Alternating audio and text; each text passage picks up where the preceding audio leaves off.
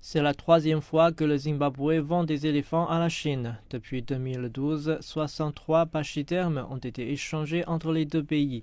Des ventes soutenues par les autorités en charge des réserves naturelles du Zimbabwe. Les éléphants du pays sont classés en annexe 2 de la Convention de Washington qui réglemente le commerce international des espèces selon le degré de protection dont elles ont besoin. Cette annexe autorise la vente sous le contrôle d'experts et de groupes de défense des droits des animaux.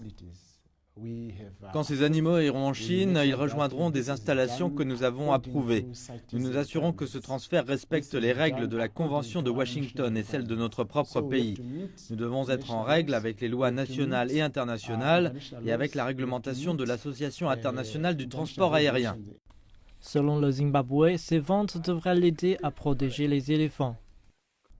L'autorité des réserves naturelles du Zimbabwe a des difficultés à mettre fin aux attaques des braconniers. Elle est sous-financée et reçoit une allocation publique insuffisante.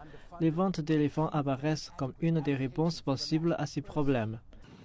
Ces ventes permettront également de restaurer l'équilibre dans l'habitat naturel des éléphants, pour le moment surpeuplé. Lorsque nous réalisons des transferts d'animaux sauvages, nous le faisons pour des raisons de conservation. C'est le cas avec les éléphants.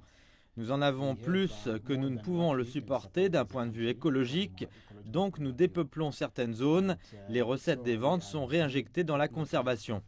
Selon la dernière étude statistique réalisée en 2014, 84 000 éléphants vivent au Zimbabwe, alors que la population optimale est estimée à 45 000.